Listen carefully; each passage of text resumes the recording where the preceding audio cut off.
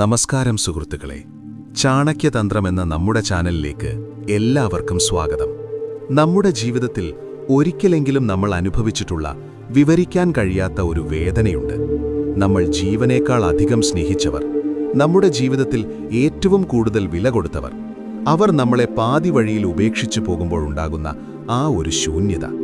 അല്ലെങ്കിൽ നമ്മൾ അത്രമേൽ ആഗ്രഹിക്കുമ്പോൾ അവർ നമ്മളെ പൂർണ്ണമായും അവഗണിക്കുമ്പോൾ, ഇഗ്നോർ ചെയ്യുമ്പോൾ ഉണ്ടാകുന്ന ആ സങ്കടം. നിങ്ങൾ എപ്പോഴെങ്കിലും ചിന്തിച്ചിട്ടുണ്ടോ, എന്തുകൊണ്ടാണ് ചിലർക്ക് നമ്മളെ ഇത്ര വേഗത്തിൽ മറക്കാൻ കഴിയുന്നത്? തോളോട് തോൾ ചേർന്നു നടന്നവർ, രഹസ്യങ്ങൾ പങ്കുവച്ചവർ, പെട്ടെന്നൊരു ദിവസം നിങ്ങളെന്ന ഒരാൾ ഈ ഭൂമിയിലില്ല എന്ന ഭാവത്തിൽ നിങ്ങളെ കൈകാര്യം ചെയ്യുന്നത് എന്തുകൊണ്ടാണ്? നിങ്ങൾ ആ വ്യക്തിയുടെ ജീവിതത്തിൽ ഒന്നുമല്ല എന്ന രീതിയിലുള്ള അവരുടെ പെരുമാറ്റം നിങ്ങളുടെ ആത്മവിശ്വാസത്തെ എത്രത്തോളം തകർക്കുന്നുണ്ടാകും എന്നെനിക്കറിയാം. സത്യം പറയട്ടെ, ആരെയും നിർബന്ധിച്ച് നമ്മുടെ ജീവിതത്തിൽ നിർത്താൻ നമുക്ക് കഴിയില്ല. ബലം പ്രയോഗിച്ചുണ്ടാക്കുന്ന സ്നേഹത്തിനോ ബന്ധത്തിനോ അധികകാലം ആയുസ്സുണ്ടാകില്ല. അത് ചാണക്യൻ ആയിരക്കണക്കിന് വർഷങ്ങൾക്ക് മുൻപ് പറഞ്ഞിട്ടുള്ള കാര്യമാണ്. പക്ഷേ നിങ്ങളെ വേണ്ട എന്ന് വെച്ചു പോയവർ, നിങ്ങളെ വില കുറച്ച് കണ്ടവർ, അവരൊരു ദിവസം നിങ്ങളെ ഓർത്ത് വേദനിക്കണമെന്ന് നിങ്ങൾ ആഗ്രഹിക്കുന്നുണ്ടോ? അവർക്ക് നിങ്ങളെ നഷ്ടപ്പെട്ടതിൽ ഒരു വലിയ നഷ്ടബോധമുണ്ടാകണമെന്ന് നിങ്ങൾക്കെപ്പോഴെങ്കിലും തോന്നിയിട്ടുണ്ടോ? എങ്കിൽ ഇന്നത്തെ ഈ വീഡിയോ നിങ്ങൾക്കുള്ളതാണ്. ഇന്ന് നമ്മൾ സംസാരിക്കാൻ പോകുന്നത് ചാണക്യനീതിയെക്കുറിച്ചാണ്. ആചാര്യ ചാണക്യൻ ലോകത്തിന് നൽകിയ ആത്മഗൗരവത്തിൻ്റെ പാഠങ്ങൾ. ഈ വീഡിയോയുടെ അവസാനമെത്തുമ്പോൾ നിങ്ങളെ വേദനിപ്പിച്ചവർക്ക് മുന്നിൽ എങ്ങനെ തലയുയർത്തി നിൽക്കാമെന്നും അവർക്ക് നിങ്ങളെ നഷ്ടപ്പെട്ടത് അവരുടെ ജീവിതത്തിലെ ഏറ്റവും വലിയ തെറ്റാണെന്ന് എങ്ങനെ ബോധ്യപ്പെടുത്താമെന്നും നിങ്ങൾ പഠിക്കും. നമ്മൾ പലപ്പോഴും ചെയ്യുന്ന ഒരു വലിയ തെറ്റുണ്ട്. ഒരാൾ നമ്മളെ അവഗണിക്കുമ്പോൾ നമ്മൾ അവരുടെ പിന്നാലെ നടക്കും. എന്താ എന്നോട് സംസാരിക്കാത്തത്? എന്ത് തെറ്റാണ് ഞാൻ ചെയ്തത് എന്ന് ചോദിച്ച് നമ്മൾ അവരുടെ മുന്നിൽ യാചിക്കും. സുഹൃത്തുക്കളെ, ഒരു കാര്യം എപ്പോഴും ഓർക്കുക. നിങ്ങൾ എത്രത്തോളം ഒരാളുടെ പിന്നാലെ പോകുന്നുവോ അത്രത്തോളം നിങ്ങളുടെ വില അവരുടെ കണ്ണിൽ കുറഞ്ഞുകൊണ്ടിരിക്കും. ഇത് പ്രകൃതി നിയമമാണ്. ദൂരേക്ക് ഓടുന്ന ഒന്നിന് പിന്നാലെ ഓടുമ്പോൾ അത് കൂടുതൽ അകലുകയേ ഉള്ളൂ. ചാണക്യൻ പറയുന്നത് ശ്രദ്ധിക്കുക. അമിതമായ വിനയം ചിലപ്പോൾ നിങ്ങളെ ബലഹീനനായി ലോകത്തിനു മുന്നിൽ കാണിക്കും. അദ്ദേഹം ഒരു ഉദാഹരണം പറയുന്നുണ്ട്. ഒരു കാട്ടിലെ പാമ്പിന് വിഷമില്ലെങ്കിൽ പോലും അത് വിഷമുള്ളതുപോലെ പത്തിവിടർത്തി നിൽക്കണം. എന്തിനാണെന്നോ? ലോകം അതിനെ ചവിട്ടി മെതിക്കാതിരിക്കാൻ. നിങ്ങളുടെ സ്നേഹത്തെയും കരുതലിനെയും ഒരു ബലഹീനതയായി കാണുന്നവർക്ക് മുന്നിൽ നിങ്ങൾ പത്തിവിടർത്തേണ്ടതില്ല. പക്ഷേ നിങ്ങളുടെ നിശബ്ദത കൊണ്ട് മറുപടി നൽകണം. നിങ്ങളെ അവർക്ക് എപ്പോൾ വേണമെങ്കിലും ലഭ്യമാകുന്ന ഒരു സാധാരണ വസ്തുവായി മാറ്റരുത്.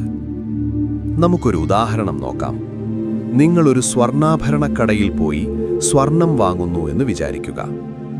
ആ സ്വർണം വഴിയിൽ വെറുതെ കിടക്കുകയാണെങ്കിൽ ആരെങ്കിലും അതിന് ലക്ഷങ്ങൾ വില കൊടുക്കുമോ? ഇല്ല. അതൊരു ലോക്കറിലോ ഗ്ലാസ് ബോക്സിലോ അതീവ സുരക്ഷയോടെ സൂക്ഷിച്ചിരിക്കുന്നതുകൊണ്ടാണ് അതിനാ മൂല്യം വരുന്നത്. വഴിയിൽ കിടക്കുന്ന കല്ലിന് ആരും വില നൽകില്ല. നിങ്ങളൊരു കല്ലാകണോ അതോ വിലപിടിപ്പുള്ള സ്വർണമാകണോ എന്ന് തീരുമാനിക്കേണ്ടത് നിങ്ങളാണ്. ഒരാൾക്ക് നിങ്ങളുടെ വില മനസ്സിലാകണമെങ്കിൽ അവർക്ക് നിങ്ങളെ മിസ് ചെയ്യണം. നിങ്ങൾ എപ്പോഴും അവർക്ക് ചുറ്റുമുണ്ടെങ്കിൽ, നിമിഷം പ്രതി സന്ദേശങ്ങൾ അയച്ചും അവരുടെ എല്ലാ സോഷ്യൽ മീഡിയ പോസ്റ്റുകൾക്കും പ്രതികരിച്ചും അവിടെ തന്നെയുണ്ടെങ്കിൽ അവർക്ക് നിങ്ങളെ ഒരിക്കലും മിസ് ചെയ്യില്ല. ചാണക്യനീതി പ്രകാരം ഒരു രാജാവിന് തൻ്റെ പ്രജകളുടെ ഇടയിൽ ബഹുമാനം വേണമെങ്കിൽ അദ്ദേഹം എപ്പോഴും പ്രജകൾക്കിടയിൽ ഉണ്ടാകരുത്. ഇടയ്ക്ക് അദ്ദേഹം അദൃശ്യനാകണം. ഇവിടെ നിങ്ങൾ ചെയ്യേണ്ടത് ഇതാണ്: പൂർണ്ണമായും മറയുക. യാതൊരു മുന്നറിയിപ്പുമില്ലാതെ അവരുടെ ജീവിതത്തിൽ നിന്ന് വിട്ടുനിൽക്കുക. വഴക്കിടാനോ പരാതി പറയാനോ നിൽക്കരുത്.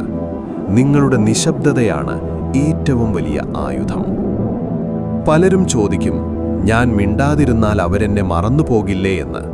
കേട്ടോളൂ, നിങ്ങളെ മറക്കാൻ അവർക്ക് കഴിയില്ല. കാരണം പെട്ടെന്നുള്ള നിങ്ങളുടെ ഈ അപ്രത്യക്ഷമാകൽ അവരുടെ അഹങ്കാരത്തെ മുറിവുപെടുത്തും. ഇന്നലെ വരെ എൻ്റെ പിന്നാലെ നടന്ന ഇയാൾക്ക് പെട്ടെന്നെന്തു പറ്റിയെന്ന ചിന്ത അവരുടെ ഉറക്കം കെടുത്തും. അവർ നിങ്ങളെക്കുറിച്ച് ചിന്തിച്ചു തുടങ്ങുന്ന നിമിഷം നിങ്ങളുടെ വിജയം തുടങ്ങുന്നു. രണ്ടാമത്തെ വഴി ഒരുപക്ഷേ ഏറ്റവും ശക്തമായ കാര്യമാണ്. വെറുക്കുന്നവർക്കോ തഴഞ്ഞവർക്കോ നൽകാൻ കഴിയുന്ന ഏറ്റവും വലിയ അടി നിങ്ങളുടെ വിജയമാണ്. ചാണക്യൻ ഒരു തന്ത്രജ്ഞൻ മാത്രമല്ല, വലിയൊരു മനഃശാസ്ത്രജ്ഞൻ കൂടിയായിരുന്നു. അദ്ദേഹം പറഞ്ഞു, ഒരു ശത്രുവിനെ തോൽപ്പിക്കാൻ ആയുധമെടുക്കുന്നതിനേക്കാൾ നല്ലത് അവരേക്കാൾ ഉയരത്തിൽ വളരുക എന്നതാണ്. നിങ്ങളെ വേണ്ട എന്ന് വെച്ചവർ നിങ്ങളെ പിന്നീട് കാണുമ്പോൾ ഒരു കാര്യം ചിന്തിക്കണം. അന്ന് ഞാൻ ഇട്ടേച്ചുപോയ ആ പഴയ ആളല്ല ഇത്.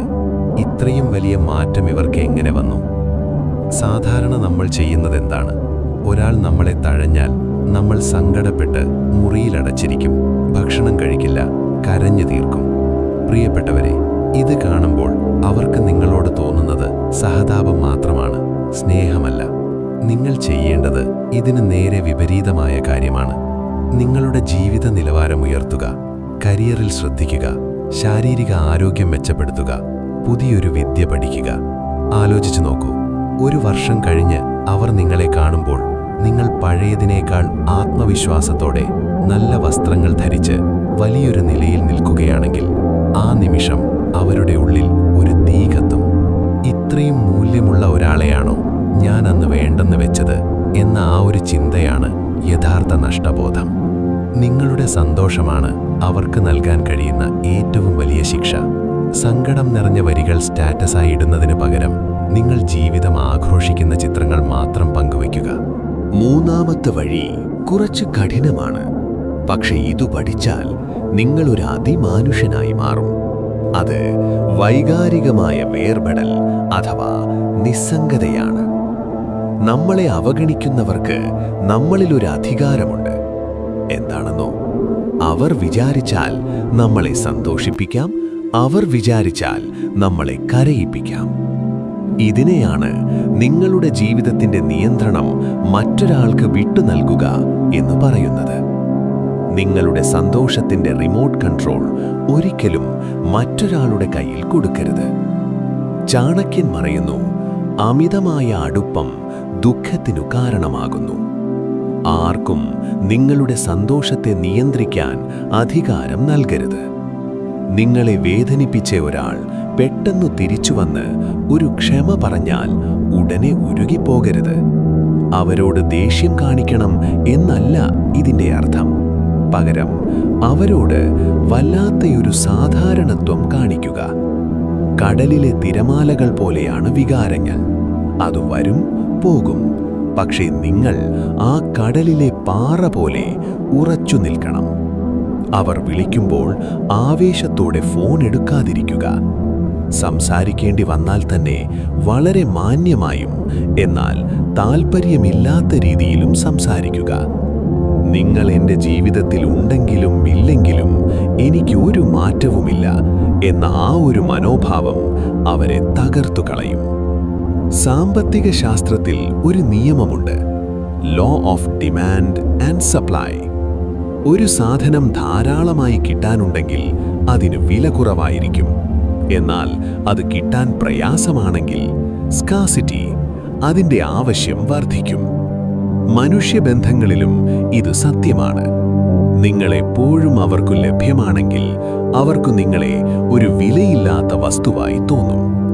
നിങ്ങളുടെ സമയം, നിങ്ങളുടെ സ്നേഹം, നിങ്ങളുടെ ശ്രദ്ധ ഇതൊക്കെ വളരെ വിലപ്പെട്ടതാണ്. അത് അർഹതയില്ലാത്തവർക്ക് വെറുതെ വാരിക്കോരി കൊടുക്കരുത്. നിങ്ങൾ തിരക്കുള്ള ഒരാളാവുക. നിങ്ങളുടെ സ്വപ്നങ്ങൾക്കു പിന്നാലെ ഓടുക. അപ്പോൾ ലോകം മുഴുവൻ നിങ്ങളുടെ പിന്നാലെ വരും.